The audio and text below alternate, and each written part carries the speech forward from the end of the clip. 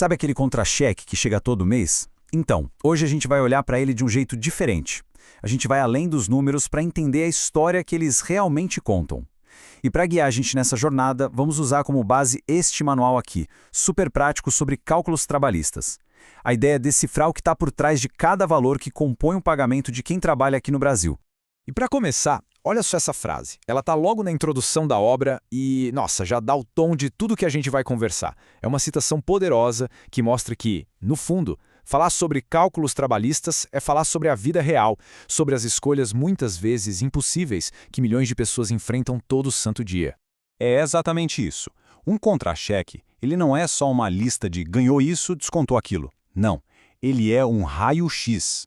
Ele mostra o tamanho do buraco que existe entre o que se ganha trabalhando e o que realmente custa para sobreviver no Brasil de hoje.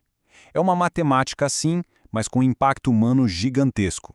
E o ponto de partida da discussão é justamente esse. Pensa bem, mesmo a pessoa com emprego formal, carteira assinada, tudo certinho, a conta simplesmente não fecha. O mês acaba, mas o salário já se foi faz tempo. Muitas vezes ele não dá conta de cobrir nem o básico, o essencial. E isso joga a gente bem no meio do debate principal, o paradoxo do salário mínimo.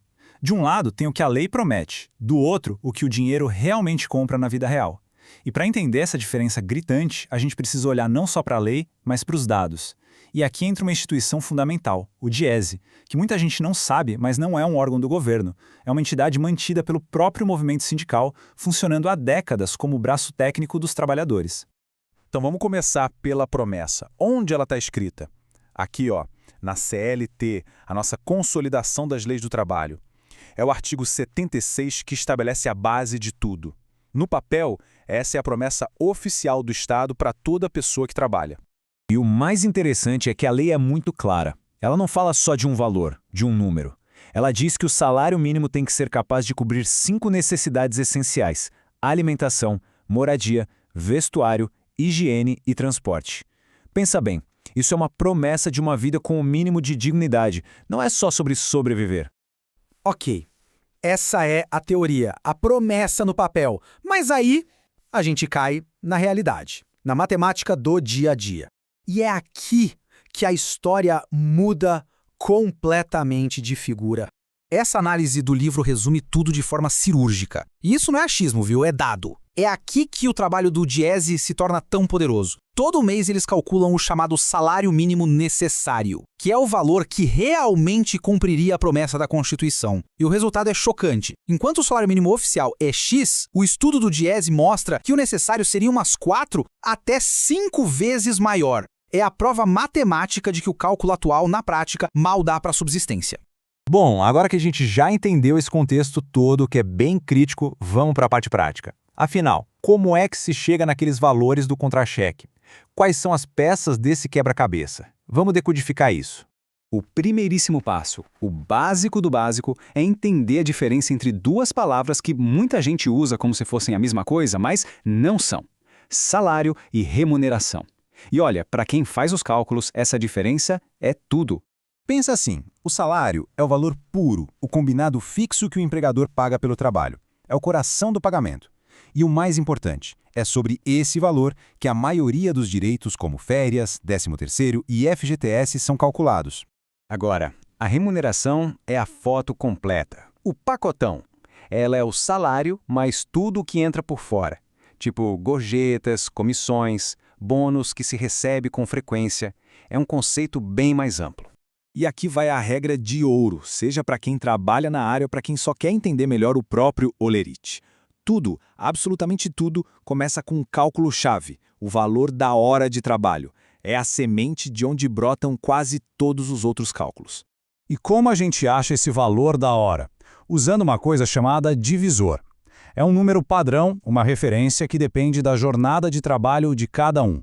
Por exemplo, para a jornada mais comum no Brasil, a de 44 horas por semana, o divisor padrão é 220.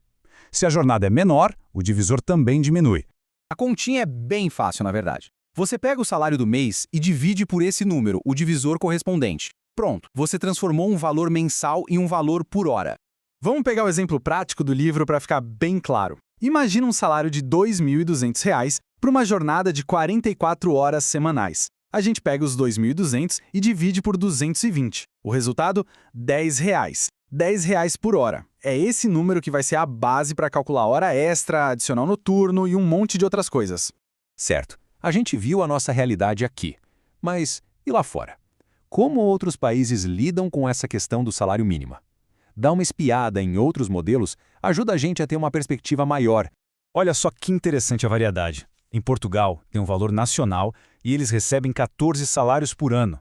Já nos Estados Unidos, tem um piso federal bem baixo, mas cada estado pode ter o seu, e aí lugares como a Califórnia pagam bem mais. A Argentina vive ajustando o valor por causa da inflação. Ou seja, não tem fórmula mágica, cada país tenta um caminho. E ver tudo isso lá fora nos faz voltar para o começo da nossa conversa. Depois de entender a lei, a realidade dura dos dados, a mecânica por trás dos cálculos, o que sobra? O que realmente importa? A gente volta para a questão humana. E a análise termina nos deixando com essa pergunta, que é um soco no estômago. Aquele valor que a gente calculou de R$10 por hora, ele realmente consegue pagar por alimentação, moradia, vestuário, higiene e transporte? Ele cumpre a promessa da CLT? E o ponto é que essa não é só uma pergunta para a gente refletir. É uma pergunta que instituições como o Diese respondem com dados, mês após mês, mostrando esse abismo gigantesco entre o número que está no papel e o custo real da dignidade. É essa reflexão que, no fim das contas, importa muito mais do que qualquer cálculo no contra-cheque.